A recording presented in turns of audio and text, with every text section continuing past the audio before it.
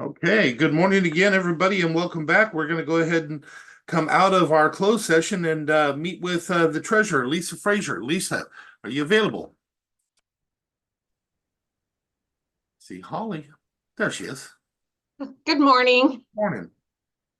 So I am here today to let you know that we recently met with S&P Global for our 4-year review of our bond rating. Generally, they request this every 4 years since we have solicited bond ratings from them in the past. And in September of 2020, we had a rating of an A+ with a stable outcome. I have to thank Mark and Jen and Leo for their help in getting all of the budget and copies of all of the documents and so forth, that everything we needed to make sure that we had that, had the information they needed from us. And then Mark and I met with them via Teams meeting and answered more questions from them. And then on July 30th, I received our updated bond rating. We went from an A+ with a stable outlook to a AA- with a stable outlook. And the upgrade reflects the county's consistent positive financial performances, which has resulted in the growth and maintenance of our strong reserves and in underlying economic metrics comparable to those of higher ratings within our peers. So good news. If we go out for financing sometime in the future, then, this will help us to get the best rates possible. And I just wanted to share that with you this morning. That is wonderful, Lisa. Great job on your part, always. I can't take all the credit. I think, we've made great leaps and strides in getting our financial policies in place. And I can't thank the audit committee and Jen and everybody for all their hard work on that. Sure come a long way, haven't we? We have. Yeah. Commissioners, comments? Just really exciting news for us, I think, this morning. Having lived through the budget cuts of 2017 and our issues back then, to be at this point where we're getting upgraded again is a fantastic sign of where the county has come, and just appreciate everybody's leadership on that. That's good to get positive financial news all the time. So it is. So thank you. Yeah, no, I did all those remarks, and I think we have an awesome team that really wants to see what's best for Mason County. So appreciate everybody that's involved with this, and especially you. Well, thank you. You guys enjoy the rest of your day, and I'll move on to other financial stuff. All right, have a great one. Yeah, bye-bye. Okay, so next up, I have Indigent Defense, Peter Jones.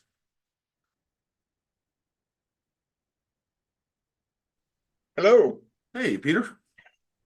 So this is a really quick and easy one. This is just the renewal for our LexisNexis contract. This is the service that allows us to do all of our legal research. And this is the updated contract. It comes in at roughly the same as it has been. I think it's a little bit more, but not by a lot. I've included the contract with the briefing documents.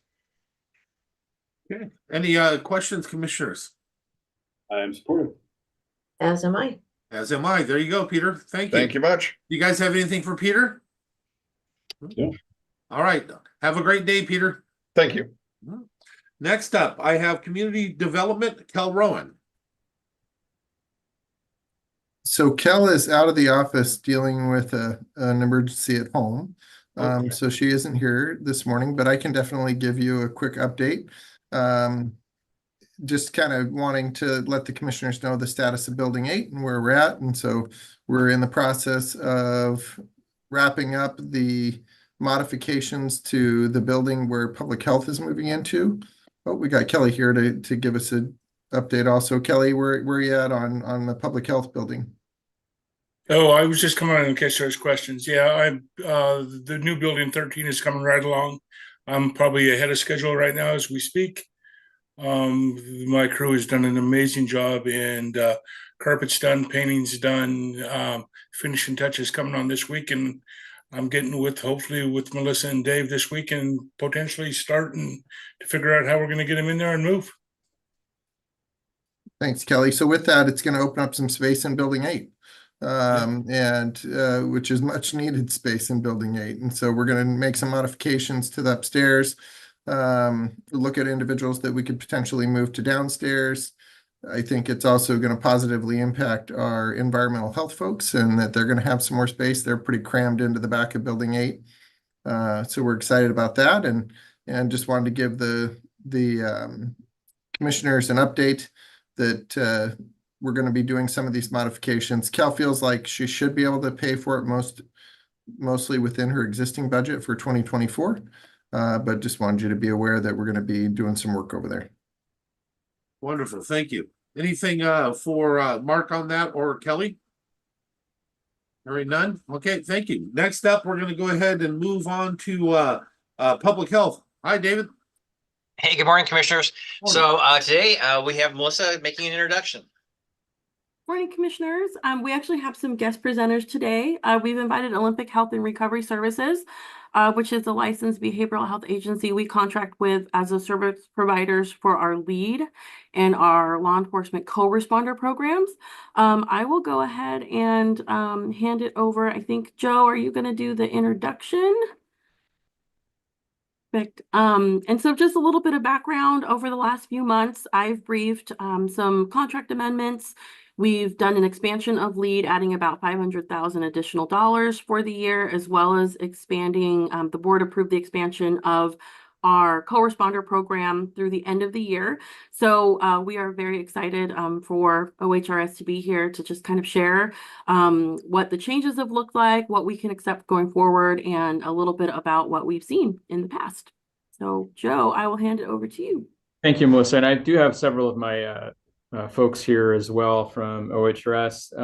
Good morning, commissioners. My name is Joe Avalos. I'm the director of OHRS and the Thurston Mason Behavioral Health Organization. And I'm going to share my screen because we do have a PowerPoint here with a few things that are of note here. Let me make sure I get the right one.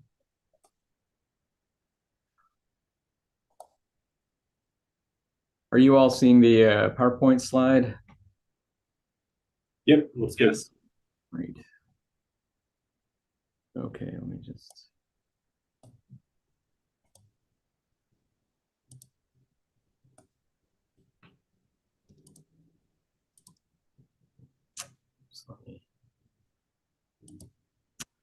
Then I'll go ahead and get started. First, let me introduce Holly. Are you on? Yes, I am here. Introduce yourself, please, and then we'll just send it to the next folks that are here as well. Hi, I'm Holly Johnson. I'm Crisis Services Manager for OHRS.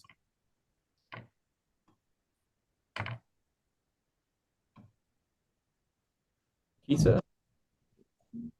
Hi, I'm Kisa Foley. I'm the Jail Diversion Program Supervisor here in Mason County. And Tim. Hi, my name is Tim Lewis. I am the supervisor for our co-responders in Thurston Mason County. And then finally, Jason. Jason B. Mortensen. I'm on the Thurston Mason Behavioral Health Administrative Service side of the house, and I'm the Care Coordination Director. Great, thank you. So I'm really going to let them do most of the talking. They're boots on the ground on these programs, but just briefly, OHRS, who we are as an organization. We are a subsidiary of the Thurston Mason Behavioral Health Organization, which does consist. Does consist of 2 Thurston County Commissioners and 1 Mason County Commissioner. Commissioner Schrudy is our board chair for that. We were established as an agency, as a licensed agency in 2018, at the direction of the board, really to fill the gaps in the region for folks, the difficult to serve folks who were having trouble accessing traditional behavioral health services. And so our group really just focuses on providing that safety net of services and connecting people to where they need to go, whether that's medical, traditional behavioral health supports, workforce, housing, etc. So we really just focus on those 3 main areas, and I won't go through all of these, but just to highlight, we have crisis services, jail diversion services in both Thurston and Mason counties, And then the hospital diversion service is really where we're keeping folks from going to psych hospitals if we can, or we are transitioning them out as needed. And so today we're focusing on the crisis services, which the co-responders team is very much a part of, as well as the lead team, which fits under jail diversion. So with that, I'll turn it quickly to Holly. I think you're going to talk about crisis, and then just tell me when you want me to switch to the next slide. I'll control that for you. Yeah, absolutely. So OHRS provides crisis services for both Thurston and Mason County. With that, we have the 24-hour, 7 days a week. We have the regional crisis line. On that line, we receive calls from people in crisis, from people making referrals, people following up on referrals, etc. And we get about 3,000 phone calls on that line every month. So we are busy. We also have the mobile crisis response teams, both with co-response and in-house as well. And those teams consist of crisis clinicians and peers that go out into the community, provide crisis services where it's needed. And we do also have the designated crisis responders that do involuntary treatment act assessments as those are needed as well. Let's see. And Tim, I think, is going to give you a little more information on our co-response team and how that's made up within the county there as well. Oops, there we go. There it goes. So currently we have a partnership with the Mason County Sheriff's Department and the Shelton Police Department. Within the Mason County Sheriff's Department, we have a team of crisis clinician paired with a peer specialist that operates 7 days a week, providing crisis support. So they're going out in the community, engaging folks with like voluntary services, connecting them with like outpatient or voluntary inpatient services. Our Shelton Police Department co-responder, we have a designated crisis responder that's embedded there. The DCR, they focus on doing involuntary treatment assessments. And so within our Mason County Sheriff's Department, the bachelor's level or master level crisis clinician, their focus when going out into the community is doing a risk assessment. So if somebody is reported to be suicidal, what does that mean? What does that look like? Is this individual just thinking about it? Do they have plan, means? Ultimately, what is their intentions? Based on where their risk level is at, the crisis clinician will work with the peer specialist in engaging them with some type of treatment plan to maybe provide them with wraparound support, connect them with like outpatient voluntary treatment services, see if they need case management. If those options are unavailable, they will try to walk them through a voluntary inpatient admission. The certified peer specialist, they're somebody who has lived experience. So they've dealt with a mental health disorder or a substance use disorder. The unique and special thing about them is that they're kind of able to overcome their challenges by connecting with, some type of resource and support in the community. And now they're able to use, this challenge as a way to connect with other folks who are also experiencing these issues. All of our staff, they receive extensive training with law enforcement. They're all connected in dispatch. So they go through radio trainings. They spend several days shadowing law enforcement. So they can develop a best practice on how to approach individuals in the community when responding with law enforcement. Some of the biggest benefits we've noticed with this program, I would say first and foremost, is the rapid response to community crises, right? Before, when we'd have one team working, covering all of Thurston Mason, you can imagine if we have a call for somebody in crisis out in Yelm in Thurston County at 8 a.m. and another call at 8:30 a.m. comes in for somebody in crisis at Tuhuya, just in drive time alone, it cause a pretty big delay in our response time. Now with this partnership and the funding and support from Mason County, we're able to embed a team and focus solely on having a team responding only within Mason County. Another big benefit is increase in efficiency of officers' time. When we go to the next slide, it'll show about 85% of the time we're responding without the need of law enforcement. That's because of the way we're able to carefully triage each case by checking individuals, history of violence within our records, having access to CAD, which is law enforcement's records, to see if they have any history of violence with individuals. So most often we're able to just go out there and respond without the need of law enforcement. It's also, we've seen a big increase in collaboration and communication between law enforcement deputies and behavioral health practitioners. We're seeing a big decrease in involuntary and voluntary hospitalization. And then there's been a big decrease in a need of repeat calls for services. And last, essentially we're providing a bridge to close all the systematic gaps in care. So thanks, Tim. And I want to highlight the first part of this slide in talking about partnerships and collaboration. Mason County, 0.1% helps fund a portion of this program through public health. And it's been in partnership both with funding from the Thurston Mason ASO, but also our unique position of being a behavioral health agency that's able to draw down Medicaid.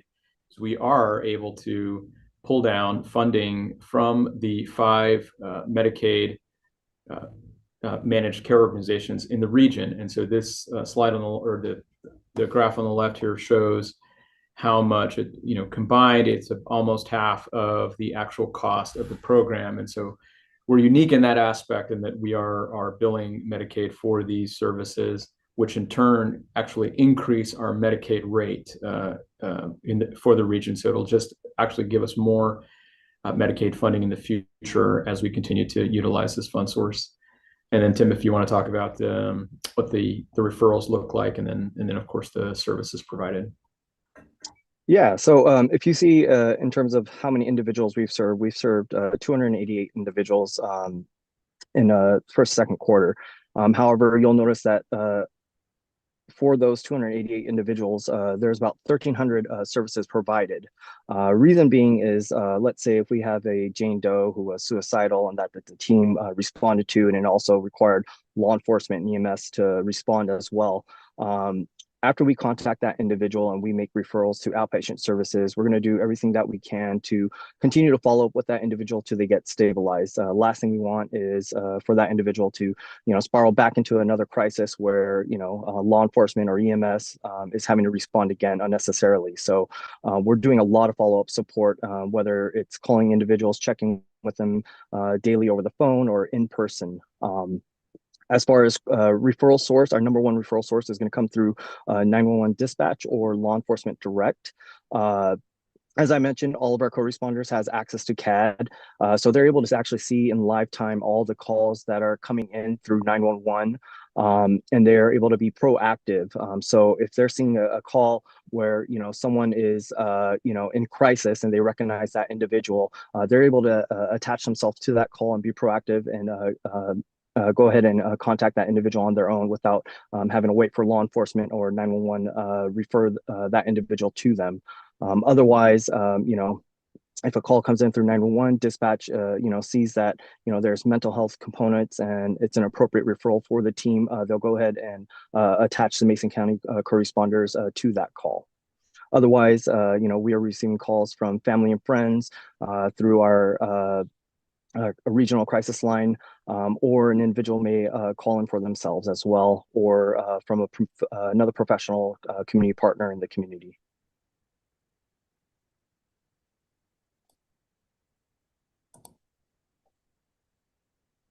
And, we are just kind of one link in this long chain of mental health services. So, we like to think of ourselves as, the initial response to individual when they're experiencing a crisis.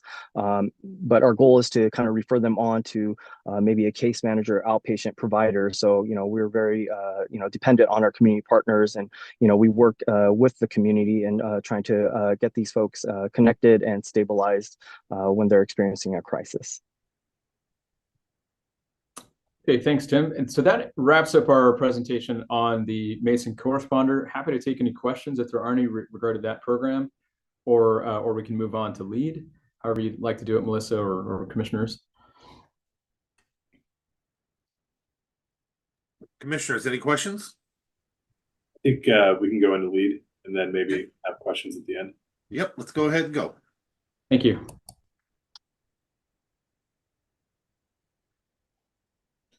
Jason, you want to start off, or I think you're on mute. Oh, there you Yeah, there we go. Yeah, so there is most of our current Mason County lead team there on the left. You're going to go to the next slide, Joe.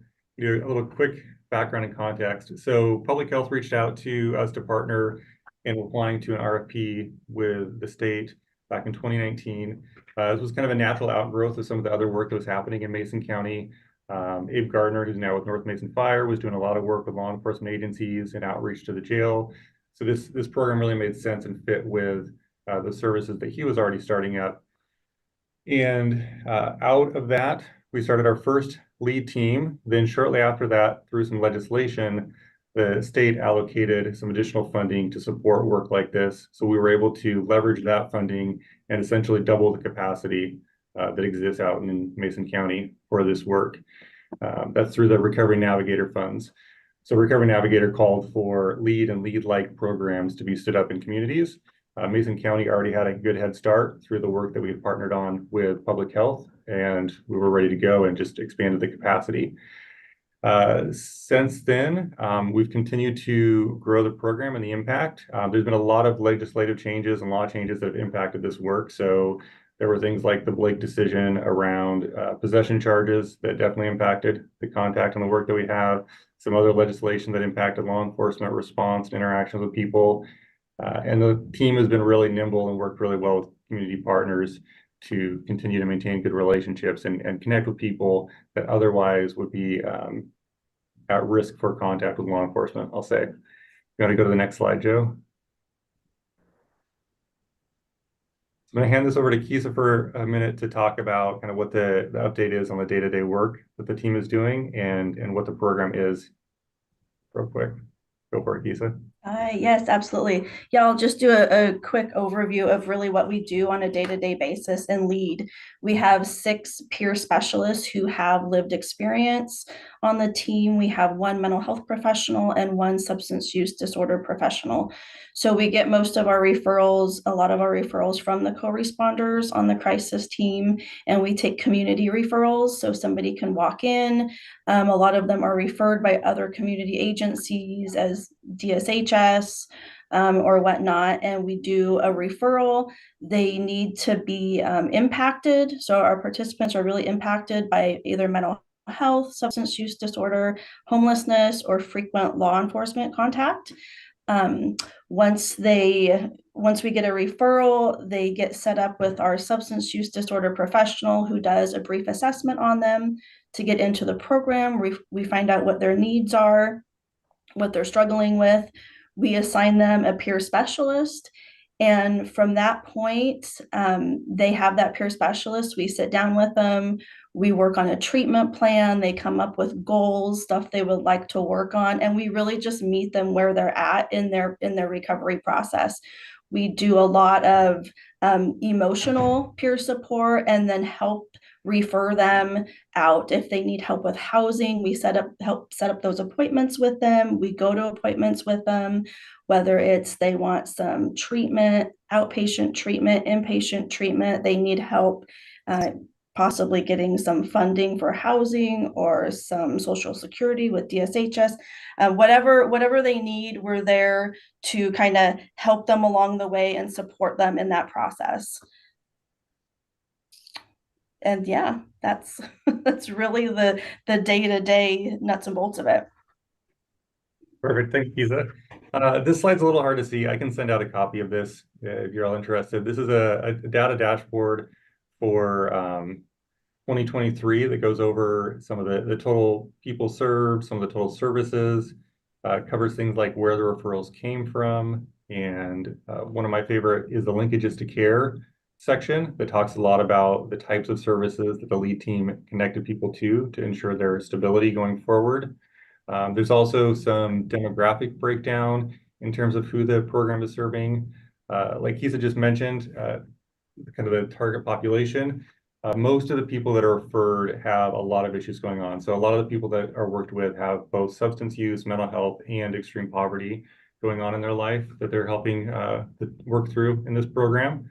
And one thing that's unique about this program compared to a lot of other behavioral health programs is it's a pretty close to an even split in terms of gender.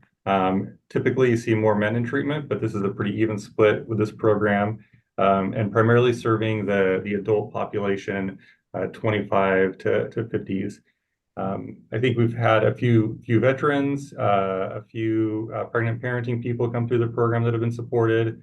And like you can see on the bottom far right, a ton of people that are struggling with being unhoused. So a lot of people with a lot of needs being connected to services that otherwise would not be connected. Move to the next one, Joe.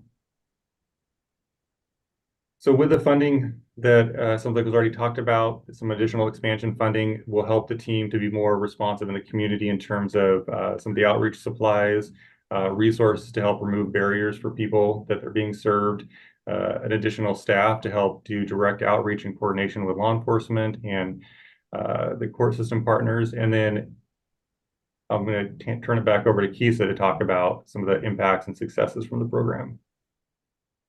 Yeah, these are just some quotes we have from participants of the LEAD program.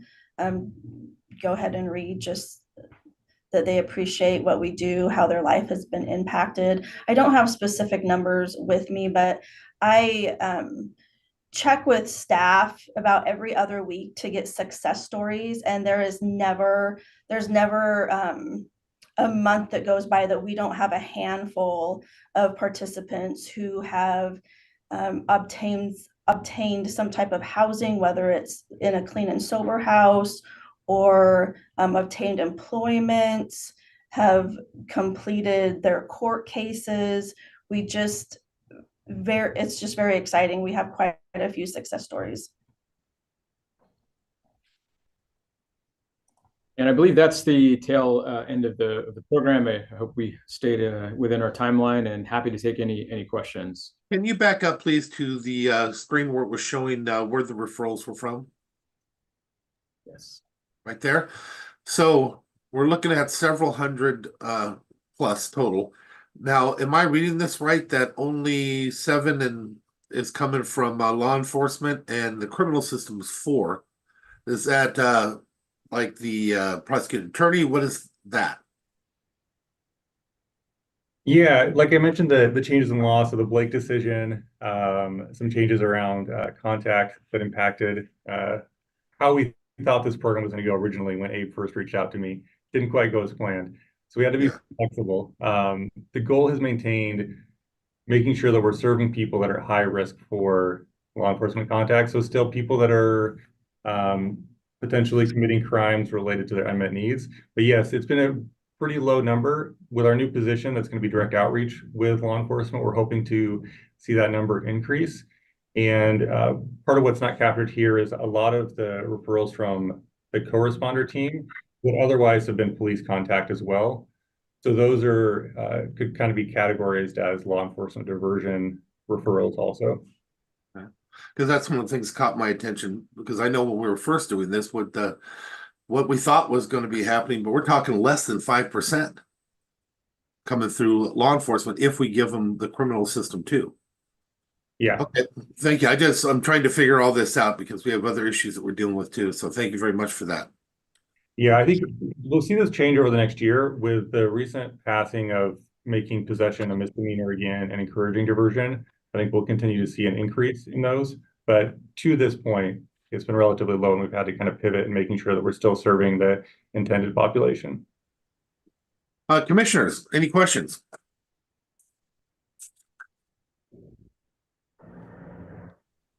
Yeah, I just don't have a question, but I do want to thank Joe and team for all the work that they do in our region. It's been a privilege to be able to represent Mason County on the ASO board for the past 5-6 years, I think, since 2019. And so to see the organization grow and to be able to bring more parity between Thurston and Mason counties for services and opportunities for people to get help that they need to get on a different, better path. It's just been really impressive, and I don't think they mentioned it when they walked through the co-responder portion of the presentation, but the model that they've developed here has received quite a bit of national recognition, not just for the funding model, but for the outcomes and the approach that they take in working with individuals. And I've had an opportunity to be on ride-alongs with our sheriff's office and sitting in dispatch, and hearing and seeing those interactions firsthand with the co-responder team, and seeing the way that they work in concert with law enforcement in the community is really impressive. And so I just I want to recognize the team that's on the ground, but also the leadership that it takes to get these programs developed and funded and grown to the point that they can be successful in these communities. So just a word of thanks to Joe and everybody from OHRS for being here this morning. Thank you, Mr. Trask. Yeah, I want to thank you guys for everything that you're doing in Mason County. It's neat to know that we have people stationed in Mason County, and it's a should be an eye opener also for folks to see how much work is going on. There's a lot of people that assume that there's nothing going on, but we know for a fact that there is a help that's that you guys are sending out there and that people are responding to. So I wanted to thank you guys for that. And I've enjoyed seeing you guys at all the meetings that we've been having recently as well. So I want to appreciate you and send you my thanks for being a part of our community and trying to help us help those that need our help and that are willing to receive the help. So I think that that's a big thing that people need to understand too. There are those that don't want our help. They don't need it yet. But when they do need it, you guys will be there. So want to make sure that people understand that as well. So thank you guys so much. And I also want to thank you. I do have one question. Let's just say we have a shift and we start getting more through our law enforcement. Are you able to handle the capacity? Yeah, we didn't get staffing key, so but I think you could talk to the staffing levels now and where we're at. Absolutely. We just brought on a couple new people and yes, we have the room currently. Thank you. All right. Anything else for them, commissioners? Then thank you. Oh, go ahead, Mark. Hi guys, Mark Neary. I'm the Mason County Administrator. Thank you for all the work that you guys are doing here. It's pretty impressive. Quick question for you on barriers to entry for LEAD. Is there any type of barriers for individuals joining the LEAD program? Like if they're charged with a certain crime, or if there's what are the qualifications, I guess, that would get an individual to have access to LEAD services? Yeah, there are a few exclusions around charges. Most of those are going to impact the diversion considerations. But anything where there's some significant violent history, any victimization, those tend to be rule outs for referral. Some of those are case by case on the community side, but not necessarily for diversion consideration. Outside of that, the team is pretty responsive and pretty flexible. There's a staffing that happens every other week with the prosecutor's office to review a lot of the referrals and cases to ensure that everybody's on board with them coming into the program. And that's the general process for making sure that this person is appropriate and safe for the program. Great, thank you. Thanks, Jason. I appreciate the explanation. Yeah, one last little comment. Even though it's not how it was planned, if you weren't touching them, somebody else would anyway. So somehow it's definitely taken in quite a bit. Kevin. Yeah, just the one thing I wanted to add on the kind of Mark's question and Jason's response is, when this started in 2019, there was a lot of collaboration, and there still is, with a policy group that sets some of the standards in the eligible offenses and things like that. And so there's great representation from the prosecuting attorney's office, public defender's office, from law enforcement, from the city of Shelton, public health, and so it's not really like a light switch where it's yes or no. I mean, they've really, I think, approached it to the extent that they can based on some of the things that happened in the legislature and Supreme Court over the past few years. like a dial. And so being able to adjust and fine tune based on the needs of the community and things like that, it's been really, I think, gratifying and impressive to watch that group work together. And Mike Dorsey and Tim Whitehead have always been strong supporters of alternative sentencing and diversion courts and things like that. And so they've been really really helpful and thoughtful about how they've approached their participation in LEAD. And so I would probably be remiss if I didn't also mention all of the other criminal justice partners who take part in LEAD and develop out that program in conjunction with OHRS. All right. Anything further for these folks? Well, again, I want to thank you for joining us. Melissa or Dave, anything more for us? No, I'm good unless you have questions. Nope, I think we're good. You got anything for Dave? Anybody? All right. Thank you very much, guys. Thank you, Melissa. You're awesome as always. Thank you. guys Thank for you joining so us. much, everyone. Thanks, guys. Okay, next up, I have Loretta Swanson, Utilities and Waste Management. Good morning, Loretta. Happy Monday. Happy Monday. No action items this week, commissioners, but some updates and follow-up. And first thing I'd like to share with you is that I know you're familiar with the SR 108 fish barrier removal projects that DOT has underway. We were notified recently that there was some contamination and oil sheen discovered on one of the sites. And funnily enough, DOT was listed as the property owner for this right-of-way. So we received an early notice letter regarding a release of hazardous substances from the Department of Ecology. And the database at Ecology has been updated, noting that. And so basically we received a cleanup notice letter. Now, DOT also received the same cleanup notice, and we're working with DOT to clear up the ownership issue, but simply wanted to make you aware, commissioners, that that letter was received. Any questions about that? Me. Nope. Just a confirmation, Loretta, you said that the property that they found it on, was that DOT property or was that Mason County right-of-way property?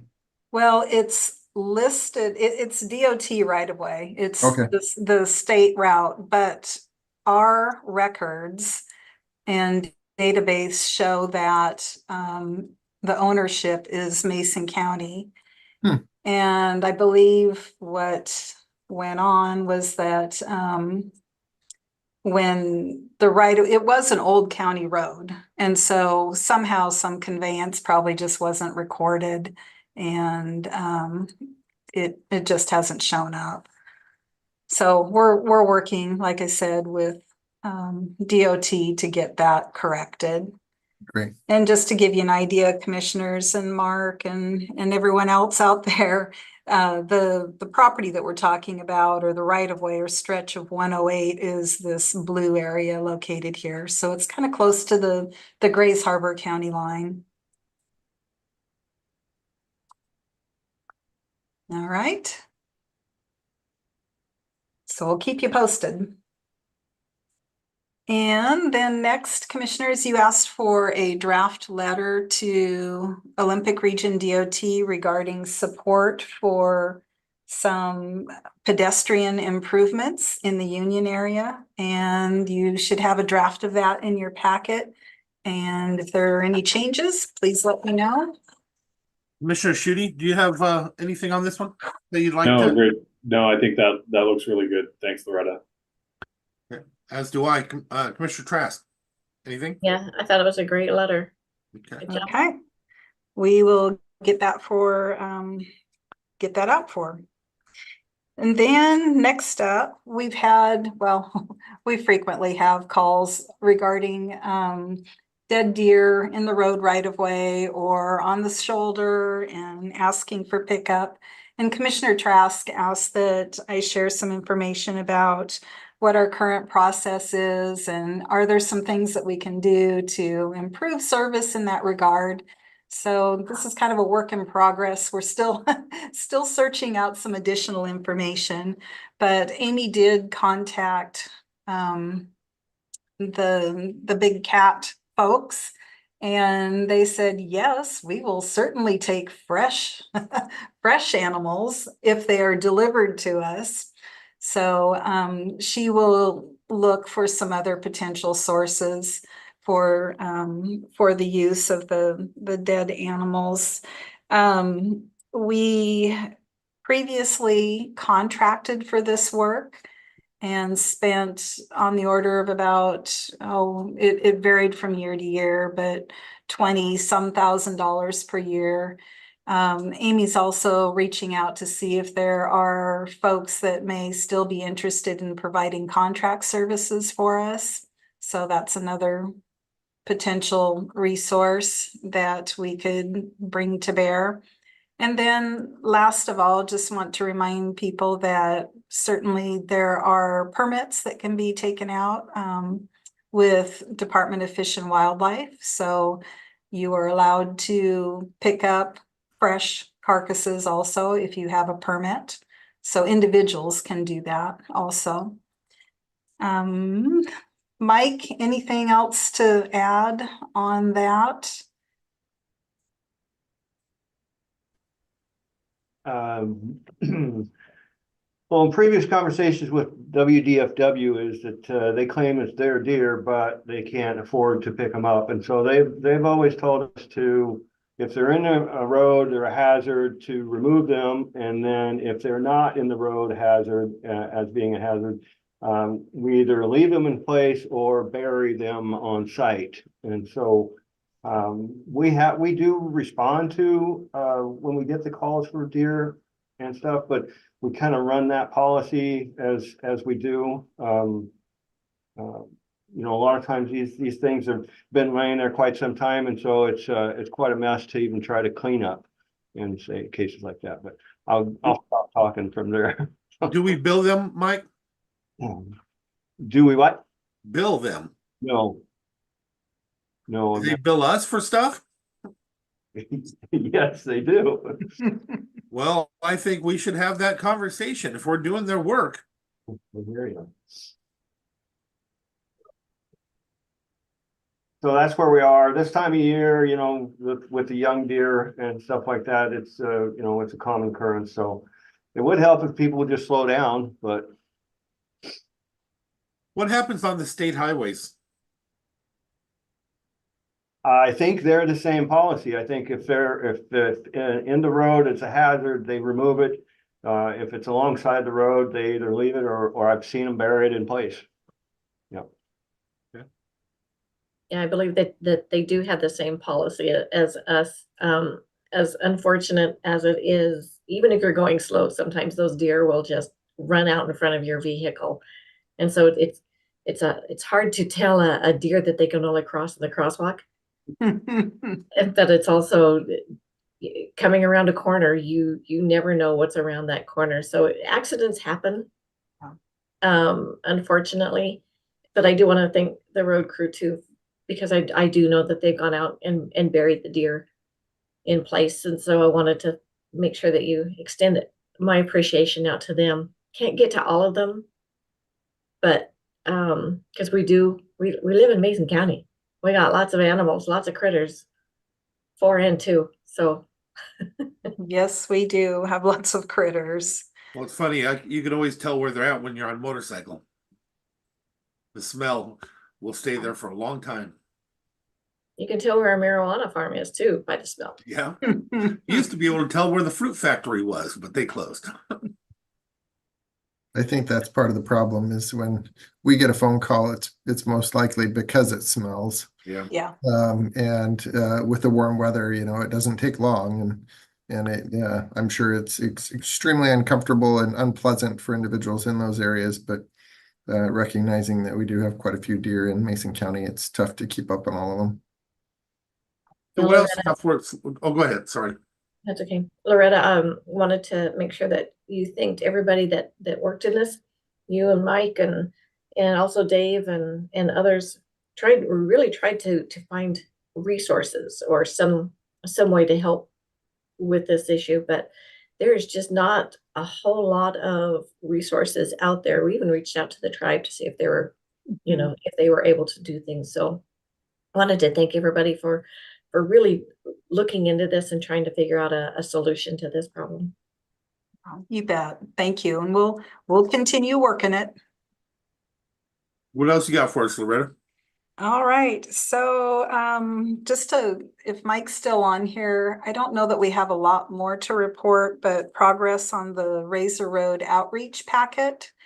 I think we've been really focused on Shetland, quite honestly. So not forgotten, still working it. But Mike, any updates on that? We're working on it. We'll get it out here soon. All right. And then also, Commissioner Trask asked me about the status for the roundabouts at SR3, Pickering and Agate. And if I can find this real quick. So the update on that is that they were originally planned to go to construction this summer, and basically we're off about a year construction wise. And now we're out, or the DOT will be out to construction summer of 24, and they're planning to have substantial completion by spring of 25. And just want to remind folks out there that DOT has some great project websites. And if you're really curious, or you're in an area where you are affected by the potential construction, you have the opportunity to sign up for project updates. And here's an example. So the SR3 Roundabout pre-design study, there's a page all about the project, talks about timeline, which is not updated DOT. This really nice little expected outcomes and some conceptual drawings of what they're planning to design and construct. And then, as I said, there's you can sign up as well for project updates on these. So just a reminder, that's a great way to keep in the know.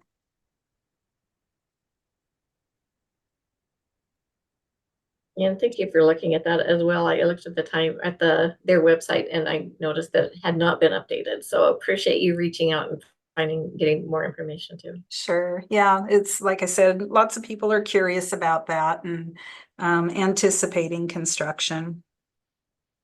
In terms of just some upcoming schedule items, commissioners, we have TIPCAP this week, and TIPCAP is finalizing or has finalized their recommendations for the next year's annual construction program and our 6-year TIP. And we will be bringing that before commissioners before too long to set our annual hearing. And this week, Sheriff Sperling will be there to talk a little bit about the diversion and how the Sheriff's Department uses the diversion funds.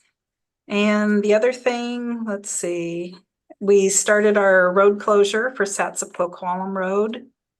And of course, we have our public hearing for the Shetland RID coming up tomorrow. And I think that's about it. Commissioners, anything for Loretta? No. All right, Loretta, thank you very much. Okay, thanks, commissioners. All right, we're a little bit behind here. Next up, support services. Mary, you want to jump right in?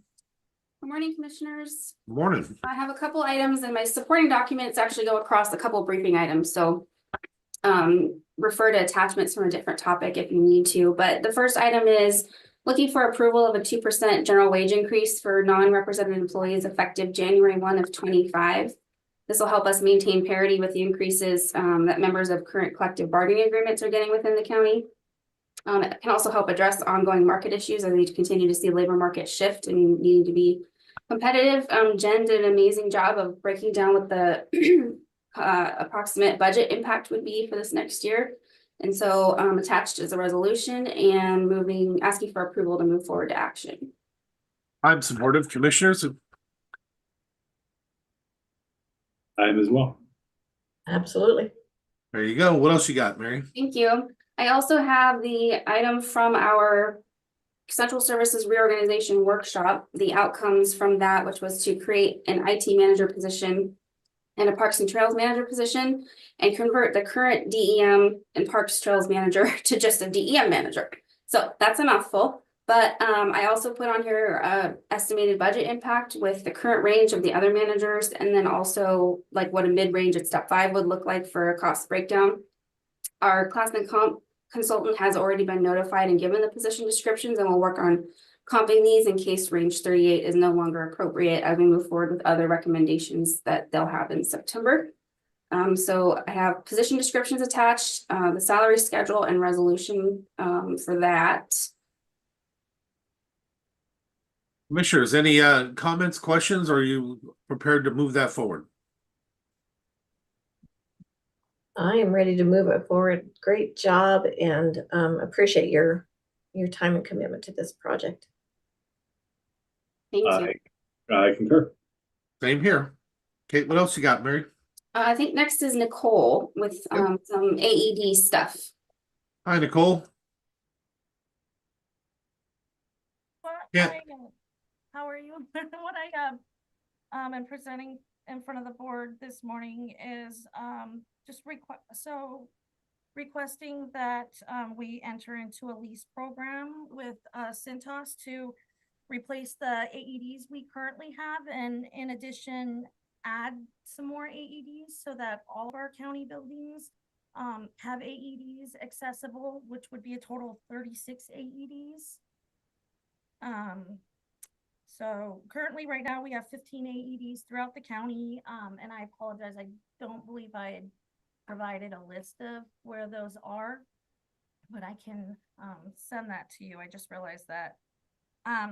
So essentially, like I said, we're trying to get these AEDs into all of the county buildings, and additionally, the AEDs we currently do have do need to be replaced based off of the manufacturer's recommendations at this point. And I'm proposing a lease program, and the idea behind the lease program is that it's potentially more cost effective. Essentially, Cintas would be taking care, we would be leasing these AEDs, and Cintas would manage everything. They would install them, put them up, they would have cases, they would have signs for where the AEDs would be. They would be maintaining them every 4 weeks, which is part of the RCW requirement when we carry these AEDs. They would replace all the batteries, the pads. They basically maintain the entire program for us, which is something that would be pretty difficult considering all of the buildings that we have in the county that are all spread out. I don't know. Any questions at all, or? So it's an increase on our budget of 54,000. Yes. Kelly, what do you think? I see you there. I know you're the one that probably has to handle the ones we have, right? Well, I've just been working with Nicole on this. We went through it. I think it's a great program. It takes the sting out of us, I guess. We don't have to have the supplies in stock and fill them up. It will automatically get done. Of course, I'm a huge component of the AEDs. I think we need them anywhere and everywhere we can, and have training. So I am definitely supportive, and will help Nicole do whatever that means to get that done, if that's what you all come up with. Well, and there'd probably be a savings from your time and your staff's time that you already have to do, right? So it's not like it's full out expenditure. It is going to be just an expansion of services we're doing with a benefit at that cost, right? Absolutely. They will be taking on that time that my guys would have been out checking and doing stuff like that. So I will have more time with them to do whatever else there is to do.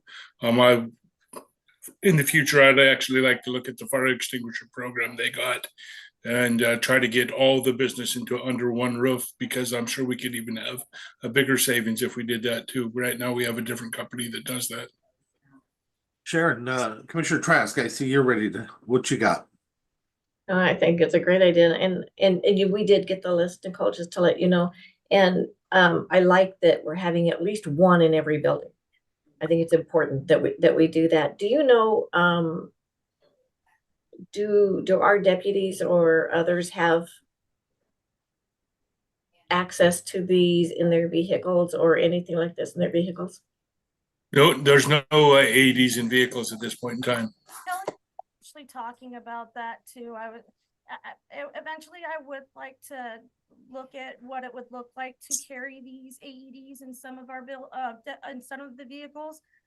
For instance, our wastewater treatment plants, there's not anybody there at a consistent basis, but our operators are driving around always. And I believe when I did this research, TUD does carry those portable AEDs in their which is now a requirement effective January 1 of 25 anyway. But I believe Jefferson County carries them in some of their vehicles as well. So I mean, it is something that was on my mind for sure.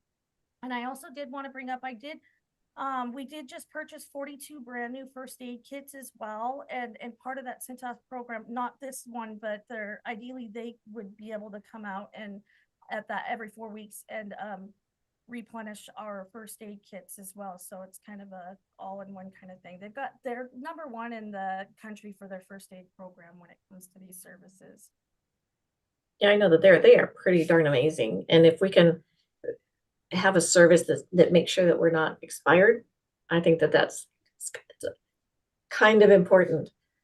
And so no, I appreciate you reaching out, and I absolutely do support this. So great job and thank you. Thank you. Mr. Shitty? I am supportive. As am I. Let's make it happen. Okay, and one more too. I don't know if you noticed, but I appreciate it. We will be able to trade in all of the current AEDs that are recommended to be replaced right now. And Cintas will actually reimburse us $300 per AED. So that's a $4,500. I don't know if it needs to go to the current expense or goes back into this, but we will get the money back for the AEDs that we're going to sell back. I'm wondering, we got to think about, actually, you're the right one, Nicole, to think about, is there any liability? It'd sure be nice to get those at a cost like that. It'd be nice to get them out into the community.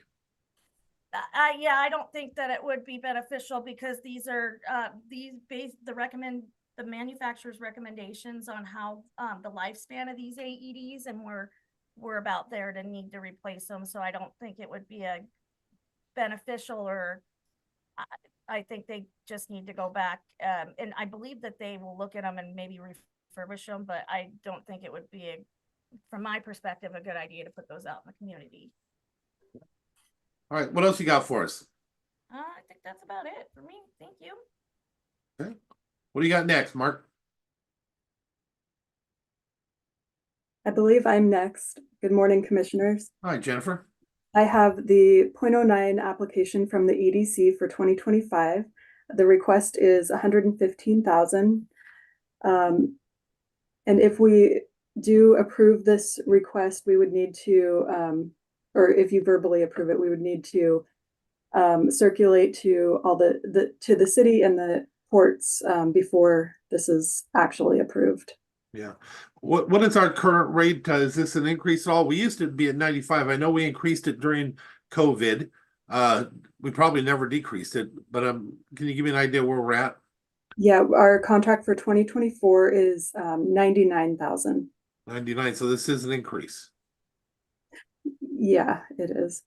Okay. What was the year before? 90. Now, didn't we increase it during COVID for a while?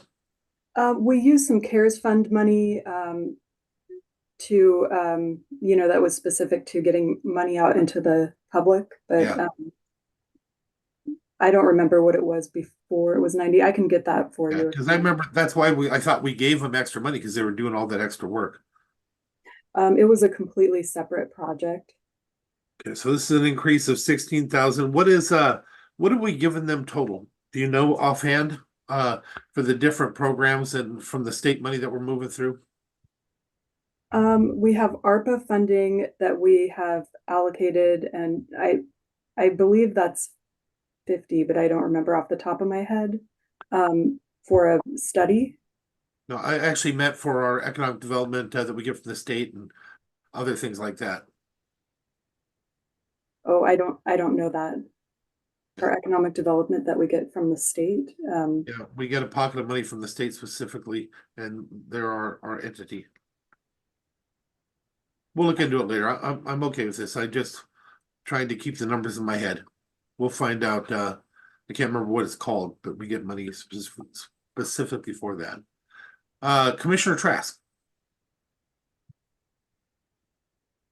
Yeah, no, I think that this is great. It's so important for our for them to receive monies because we need that revenue, right? If we want to increase our patrol officers or anything else, bringing business into our community is important. And so, yep, I support this and look forward to it being on our agenda. Okay, you have 2 in support. What else you got, Jennifer? That's all that I have, and I know this will be part of the 2025 budget. And so at that time, I know with Kevin being the director now at the EDC, he'll want to recuse himself from that, but of course not from the entire budget. So the 0.09 funds, Fund 103, I can do that as a separate motion so that Kevin can, or Commissioner Schutte can recuse himself from that. And then also the ARPA funding, if that is included as part of the 2025 budget. So on that, I think if the commission before that ends up putting it in, that he's just going to be voting on the thing as a whole. Let's check with Tim, but I don't think he has to recuse himself at that time and have to do it separately. Let's just double check that, because I think if me and Sharon put it forward, put it through, agree to do it, that's the action. He's just going to have to vote on the budget itself and whether the budget's adopted. I did check with legal, and they told me just to be safe that it would probably be a good idea to have that fund or funds, the 155 fund, ARPA, and or the 0.09 funds to have them as a separate motion. Then how did you pass the budget? We would have 3 different motions. So we would have a separate budget for one motion would be for all funds excluding Fund 103 and 155. And then another motion to pass Fund 103 and Fund 155. Yeah, but they'll change the budget. So then we have an amendment to amend the budget? It would just be like a separate budget for those 2 items. It would just be a separate action. So it wouldn't be, you're not amending the budget, you're just having separate actions is how I see it. And that's how it's been explained to me. That way there is no interpretation or misinterpretation of Commissioner Schutte's role as the EDC director and as a sitting commissioner.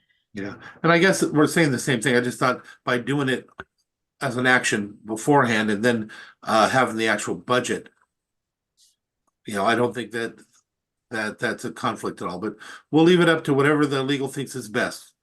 Yeah, I'll run the wording by legal before it comes to you and make sure that we're all good. Because if we do it after, we're going to be amending the budget whether we like it or not. That's what that will become. I'll make sure we do it right. Okay. Well, I trust you, Jen, and I trust our attorneys to make sure that we're doing it right. They're not gonna give us any suggestions moving forward or in the past that we haven't taken advantage of. So let's make sure that we listen to them and trust them. So what else you got, Jennifer? That's all that I have this morning. Thank you. Okay. Mark, what else you got? Oh, well, we're going to jump into our first kind of update on 2024 goals and and begin to talk about setting some priorities for 2025. And so what I have before you is basically central services, support services departments. And Diane, did you want to talk about any of these, or do you want me to jump in and just do it? No, you can go ahead. Thanks. I shouldn't have given you the option. I'm being an observer now. Yeah. So the first one is budget. So Jen, you're still on. You can talk about some of those. I mean, I think that when we look through the specific items that we put in there, you've seen where we have been able to accomplish a lot of the priorities within budget, the budget department. I think looking forward into 2025, 2026, there's things that we want to kind of put out there to make sure you're aware of.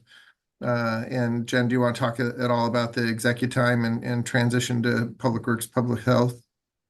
Yeah, sure. I mean, obviously the biggest goals that I have are, expending the ARPA funding in full, and then the chart of accounts, which I'm still hopeful that we can get that done by the end of the year. I think that there's still a chance that can happen. Leo and Julie are just working away. I've been getting emails every few minutes on, different back and forth, kind of refining the chart of accounts. The third thing is hiring a grant writer. So anyway, we'll get that figured out. And then with the chart of accounts, though, the executive time, like you said, Mark, that'll be one of the first things that we put into practice, or that we'll be able to put into practice after we refine our chart of accounts. Everything's kind of riding on that with Munis.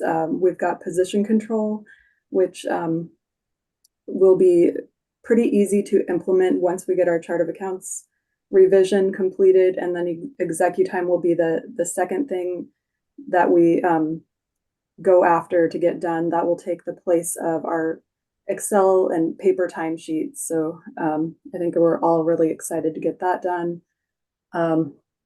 After that, we can work on transitioning public works and public health to Munis, to utilizing those modules and getting them to where they're not having to hopefully keep two separate sets of books with their subsidiary system and then our main financial system, Munis. So that's kind of the main things on my list.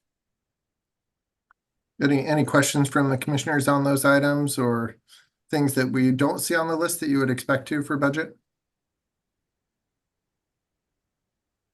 Not seeing any head moving, so I think we're all right. Good. So moving on to the central services section, and you all are following along on this. Do you think it'd be helpful to actually share the screen so the public can see it? Yeah, that might be a good idea. I mean, I've got it in front of me in two places, but if we want everyone else to see it, it might be a good idea.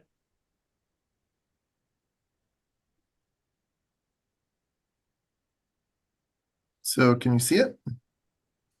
Yep. Maybe if I close this, it'll make it a little bit bigger. So on to central services. This is really Diane and been focused around the fact that she's actually going to retire. So we've really been going through a lot of reorganization. We've been going through a lot of cross training. She still has some goals out there in terms of creating training and meeting space. She was looking at the modular courtroom, which is it's a modular building kind of behind the jail, in between jail and juvenile court, that she would like to see that. Once building 10 is complete and they no longer need that space, creating a training and meeting room space for that. I'm not so sure that this is going to be possible. We are getting some results back from our jail study, and there's some recommendations that they have that if we were to expand the jail to provide additional services, that it may be going into this area. So that will be coming. That is not complete yet. Just received the draft study that I want to share with the group first, and then we'll come back and brief the board on that. Diane, did you have anything else you'd like to add for central services? No, I'm good. Thank you. Any questions from the commissioners? No. Hearing none. Moving into emergency management. So quite a bit of detailed stuff here. I think that the county animal response team that you see down there has been a priority from the commissioners that I've heard. I know that Commissioner Netherland, you've kind of been continuing to look into this and see what options that are there with the city to partner up with the city on this. No, Is this this like is animal for, control, or is this for like when there's a disaster, relocating animals? that's what it's for. It's for relocating Yeah. animals during a disaster. Oh, sorry about that. Yeah, we're not doing animal control and emergency management. Good point.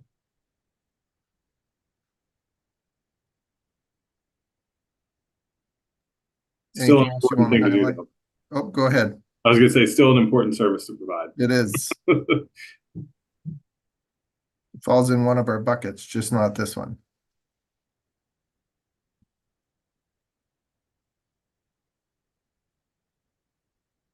So any questions on emergency management or items that you don't see in there that you'd like to see in there for 2025?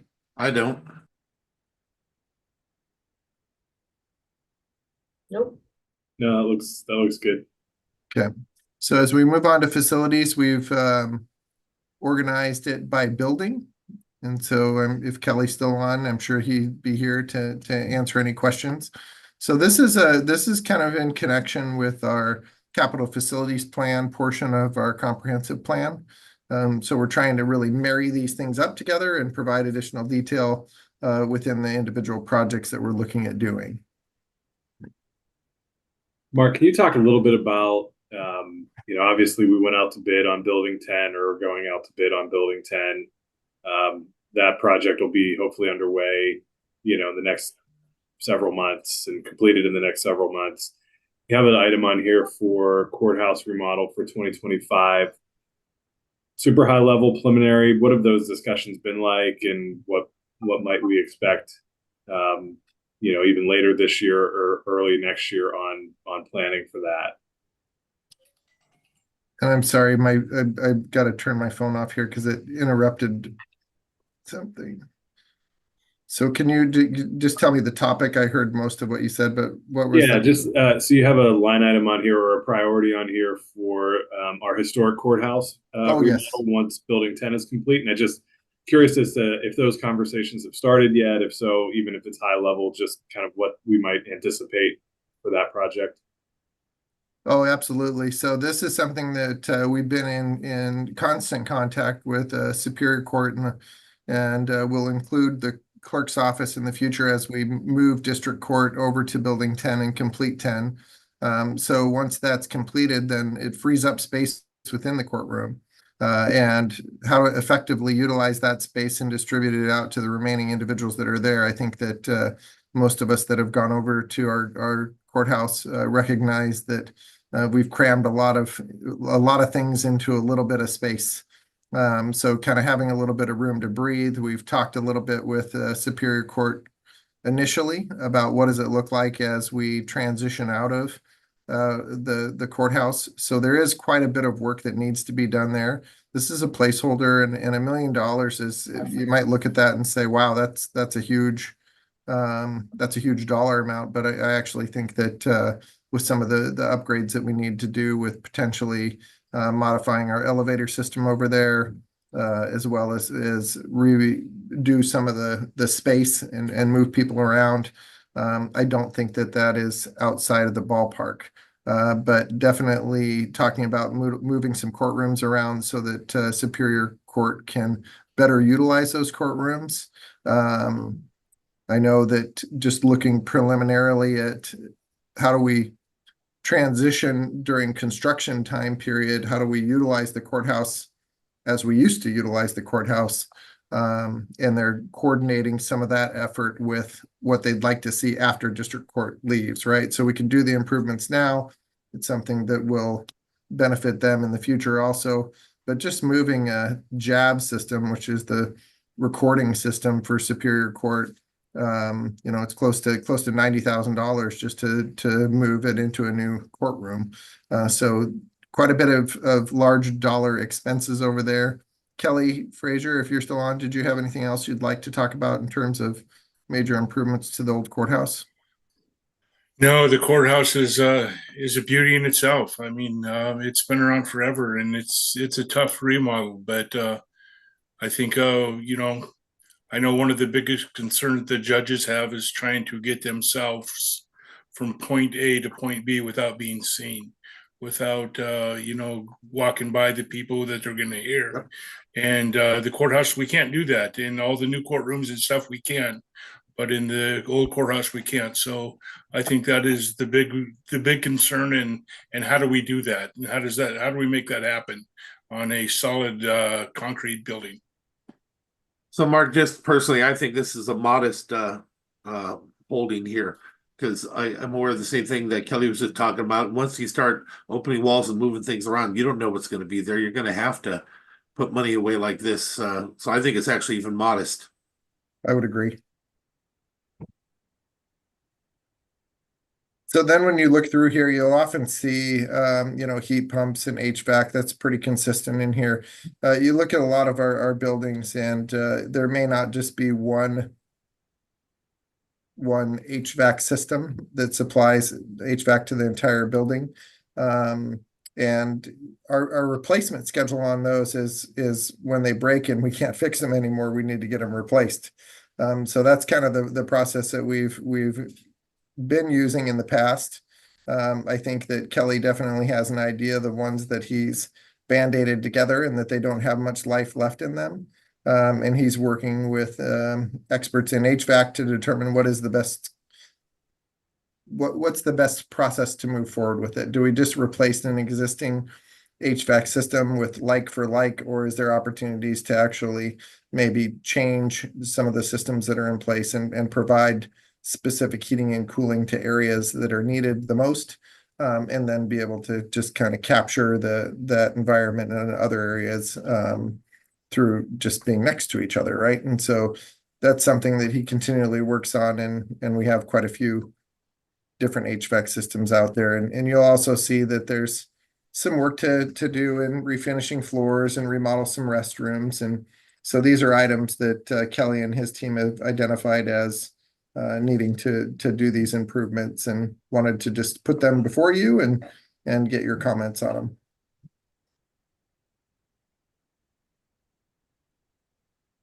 Anything, commissioners? Hey, Kelly, when do you expect to have the quote for the new roof on the sheriff's office? Is that going to be a complete new roof, or what will that be? It's done. It is completed. It was not a new roof. A complete new roof. It was the new flat part of the roof where the HVAC systems were, which leaked. So we took the HVAC systems off, put a new roof on that, and put them back on. Along with building 4, we took those HVAC systems off. Once we got them to the ground, it wasn't worth putting them HVAC systems back up. I mean, it cost $5,000 a day to rent one of those cranes. Since we already had them off, it was cost effective to put 2 new units on. At that point in time, I came to you and came to Mark, and that was the decision we made to do, instead of putting an old unit back up on top and have to take it back off in a year or so. So those 2 roofs are done, except for the peaks, but the peaks are in good shape. It was the flat part of the roofs that was in bad shape and leaking. I knew the answer. I just wanted to hear you say it. Oh. So Kelly and Mark, with that being said, what's the possibility we actually look for picking up a crane like that on the secondary market? Well, I think that's something you can look at, but I think you need an operator, and you would have to have somebody trained and go to some kind of schooling to operate that. And I think it's probably just as cheap, if not cheaper, to have Snell come in and get it done. And they're so good at what they do. What else you got? I don't know if there's a need. I know that our Public Works Department definitely utilizes a lot of cranes also in setting some of their culverts and doing some of that work. So not sure if I have not talked with Public Works about that, but I can definitely talk with Loretta and Mike and see if that's something that they would like to take a look at. I don't even know what we spend on cranes on an annual basis. So maybe a good idea to take a look at that and see if it is feasible to predominantly utilized in public works, but if needed, be able to use it on some of our building work that we need to do. I can see how it'd definitely be good to have for both. Okay, what else you got? So then moving on to information technology. Diane, did you have anything in here you'd like to highlight or? No, it's pretty much everything. I think we've been planning and briefing along the way. So continuing with our computer upgrades, so 40 were completed. They've got another block that they've done or that they plan on doing in 2025. I think that hopefully you've seen some of the tech tips that have been going out. And so that's something that's super beneficial, I think, to help our staff utilize the applications that we have available for everybody. So within Teams, I know that Ben has put together a couple training modules on those items that have been helpful for me. So hopefully they're helpful for others. The migrating the server room from building 3 to building 10 and the fiber upgrade, that's all completed in this year. And I know that the team is working on that in conjunction with the building 10 remodel. So hopefully as a part of that remodel, we will have a backup generator that would be able to supply power to all of our servers and our systems in the event of a long power outage. I think that if we look down here, we see the website upgrade. That's something that we're currently working on right now. And so I hope to start to push some of those items out to the rest of the offices and departments and some options that we have. I know we had an initial meeting with the vendor that's doing the work for us, and it's moving right along.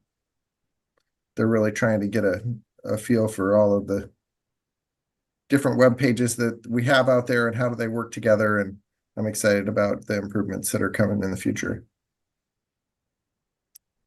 So any other questions about IT or items that you don't see on there that you'd like us to put on there?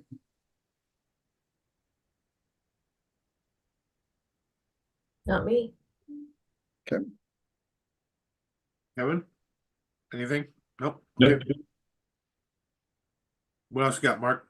There's 2 more here in this next screen if the public didn't see it, but the network switch replacement, that there is some that they plan on doing in 2025 also. So parks and trails. We've made a lot of improvements to parks and trails. So you see all the completed items on there. These are projects that we had identified in 2024 that are completed.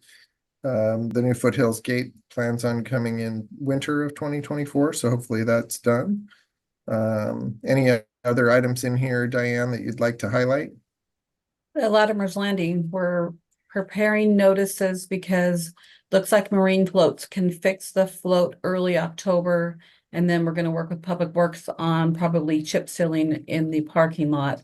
So there will be some closure September, October for a few days for each of those projects, and we'll get notice out. And this price reflects the chip seal instead of the asphalt, correct?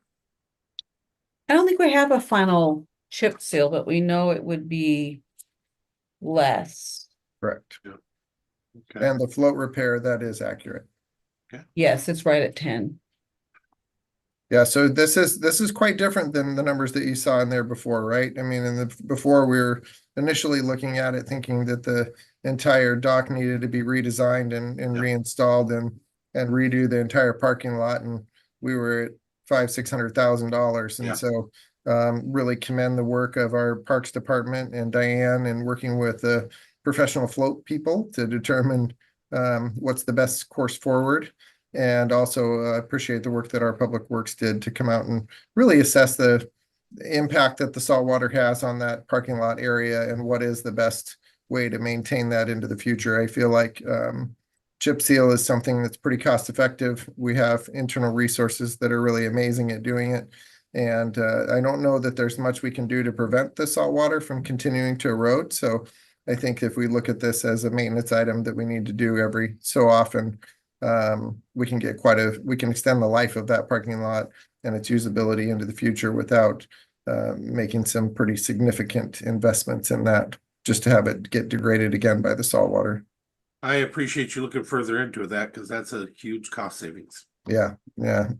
Super nice on REIT 2. REIT 2 is the funding source for parks, so you see that over on the right-hand side.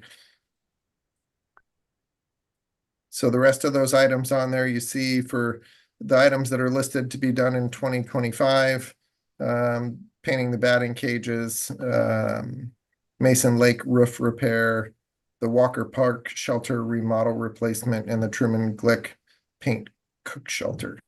Commissioners, do you have any questions on the parks and trails? Not for me. Nope. Okay. So I apologize. I included community development. They're going to come back, I believe, at a different time to do that. Okay. And we can jump into human resources. Okay. Mary?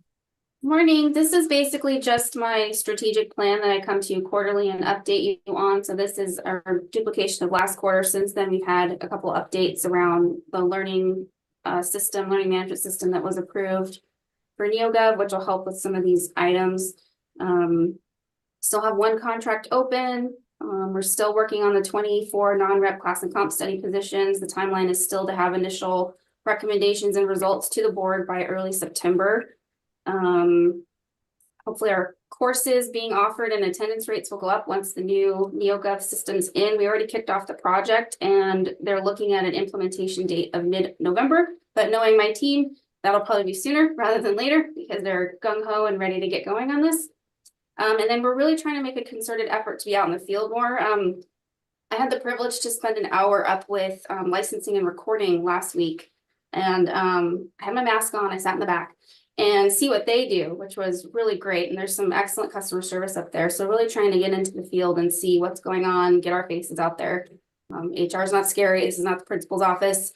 We're here as a resource to the humans that work at Mason County. And that's the message that we're trying to give. So we've had 2 employee town halls and yeah, those are kind of our priorities. I don't have a priority number listed because like I said, this is an ongoing evolving strategic plan throughout the year that I come and update you on. However, I'm happy to assign priorities based on the commissioner's direction if needed.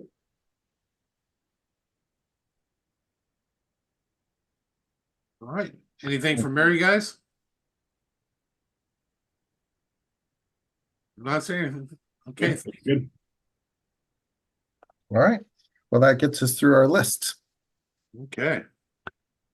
So these items are really, I think, central service oriented in the sense that these are services that we provide to all the other county offices and departments here in Mason County. And so you'll see a difference as we move on to the departments that are really providing that public service and maybe more specific project detail.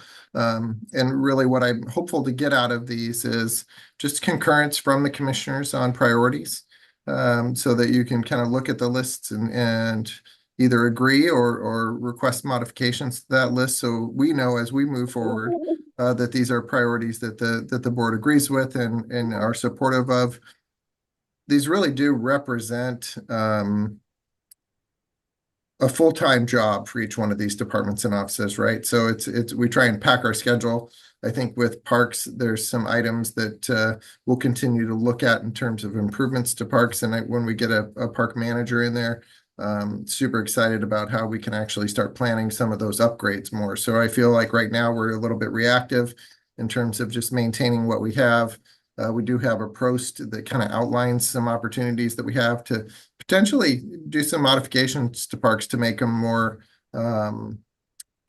usable. I was coming home from Walla Walla this weekend, and I was driving through Enumclaw. I saw a remodeled park that had basketball courts and pickleball courts, and this was a Sunday afternoon at probably about 5 o'clock, 5:30, and they were packed. So I really definitely saw the benefit of having space that our public can utilize. And if we have so many parks and so many opportunities out there with some of the existing infrastructure that we have, I think with some minor improvements, we can actually open it up to some additional opportunities for people to use those facilities for purposes that they haven't been able to in the past. So I know that we've in our post identified opportunities to make basketball courts kind of both pickleball and basketball courts. And so I'd love to start to look into some of those details in the future.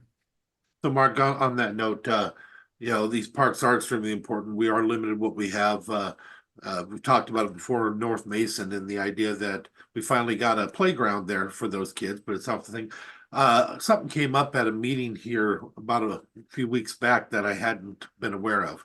This year, they're not doing the Summerfest that they've always had. It used to be the Taste of Hood Canal and stuff like that. They're not doing it this year. The reason why it kind of surprised me. They were spending, I think, $9,000 to use the state park. We don't have a location for them to do it.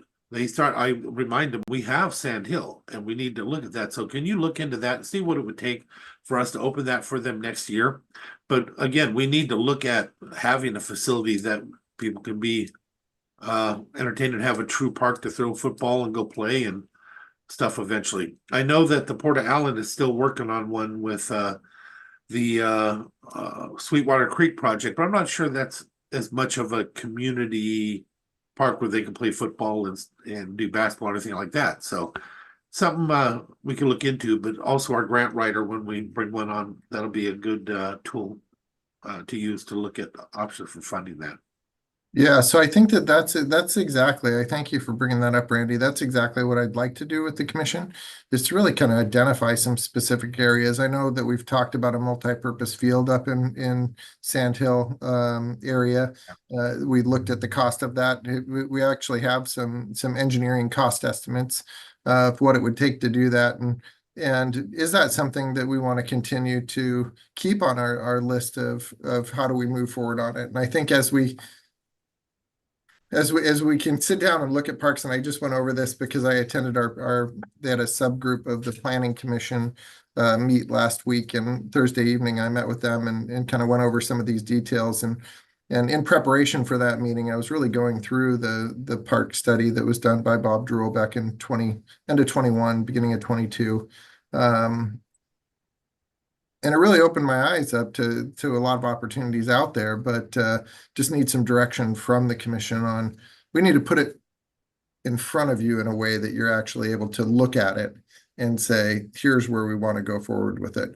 As I look into the specific funding associated with parks, which is the REIT 2 money that we have, you know, come 2027, we have a plan to pay off the Belfair debt.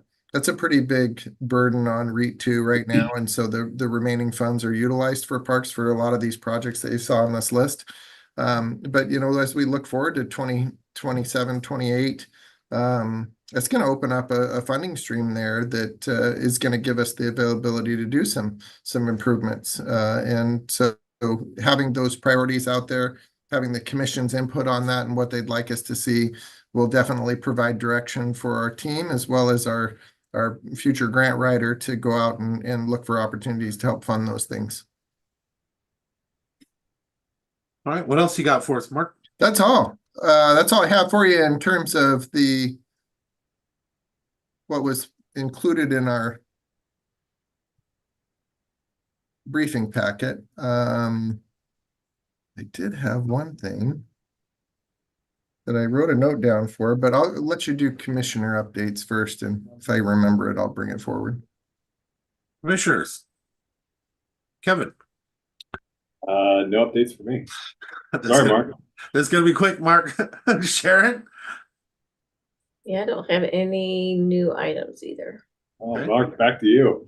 Dang it. So Mark, fast. Is it by chance the farm stand?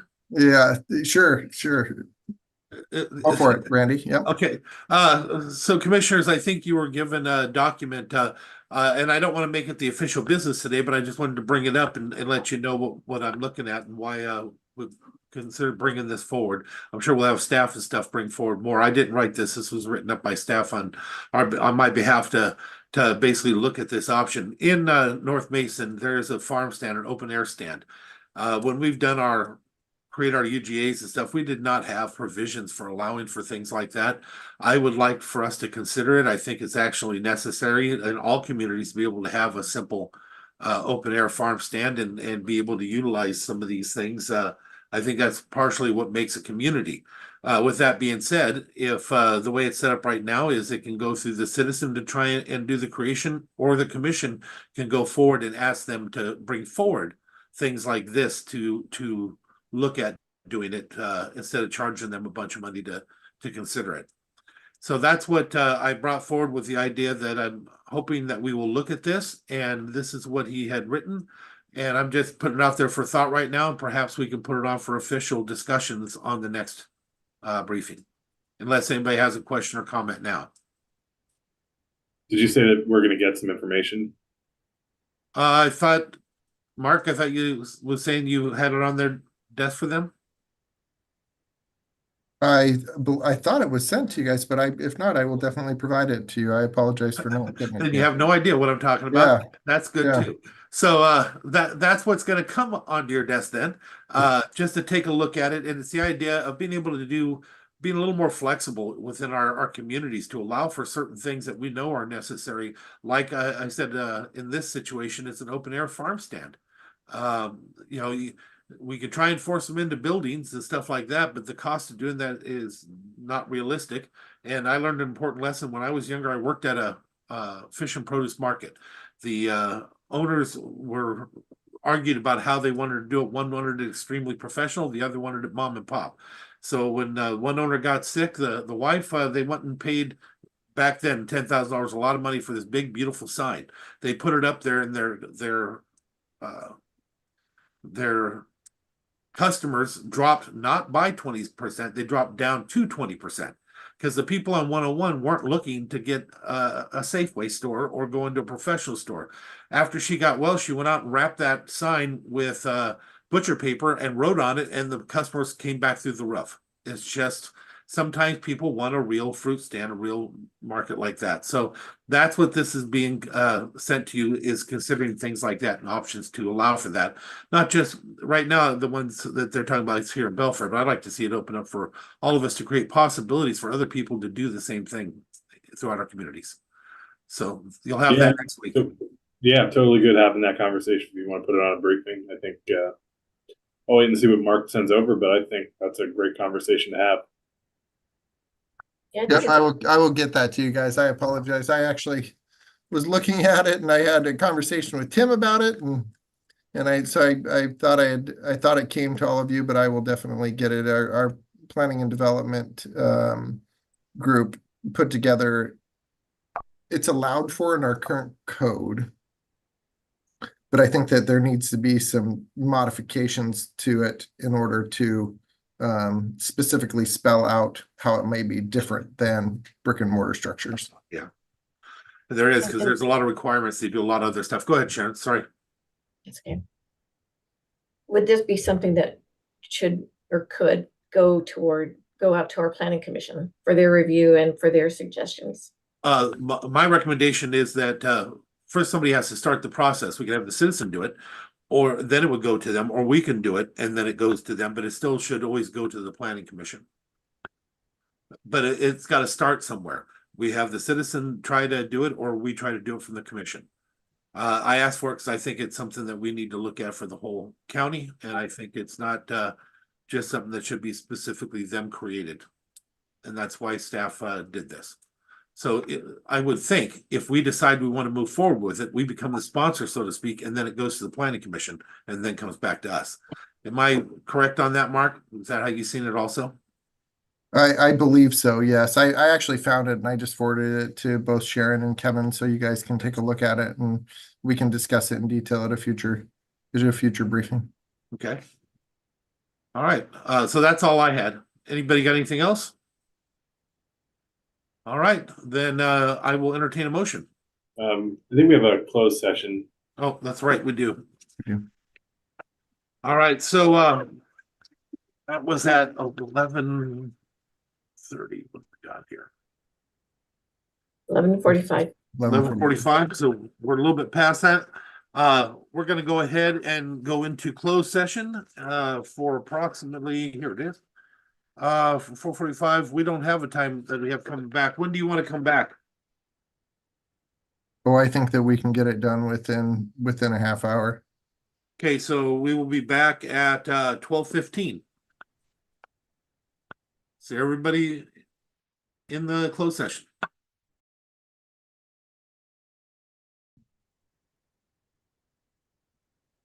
Less than 1 minute to go.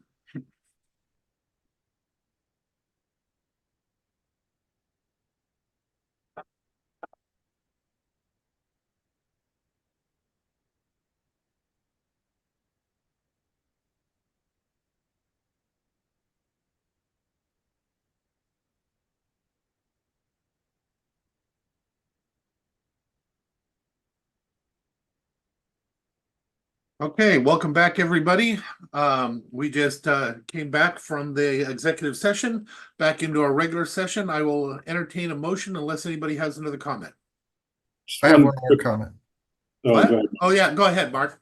Yeah, sorry. As Diane said, I found my brain in the hallway, and so I remembered what else I wanted to talk to you guys about scheduling legislative visit here. So originally I had on the books August 20th. I wanted to make sure all commissioners are going to be here, and I believe Commissioner Schutte is not going to be here on the 20th. And so I was trying to find a date that would work for you guys in early September. So I realize Monday afternoons are difficult. So do you guys have any dates that you'd like to throw out there as a potential date that I could get Deb to work with our delegation to come here? What about the 3rd? We don't have a scheduled commission meeting, so if we do the 3rd, it would be no different than a normal Tuesday. The 3rd doesn't work for me. Okay, well also though we can do it on the Monday the 9th if we just tried to add just an extra hour and just kept it between our schedule short and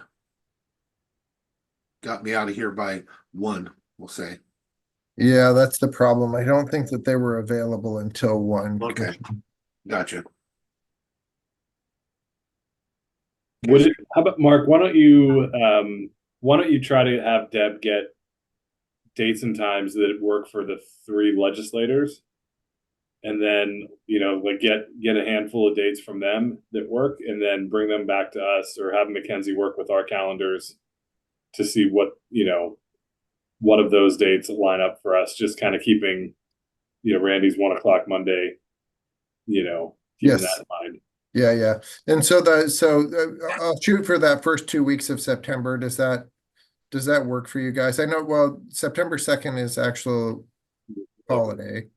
And I think just the other thing is it doesn't have to be a Monday or a Tuesday if it's because we just notice it like a meeting, and we're able to do that, and we have that flexibility as well. Just know I will not be available on the 6th. The On the rest I can try to change around. Okay. Okay. I will see what she can do. All right. Yeah, Now my meetings are on my calendar, so you can always take a look at that, and I think you have access to my calendar. I hope so. If I don't, I'll request it. Sounds good. All right. Now I'll entertain a motion. Move we adjourn. I'll second. Hearing no objection, we're adjourned. See everybody tomorrow.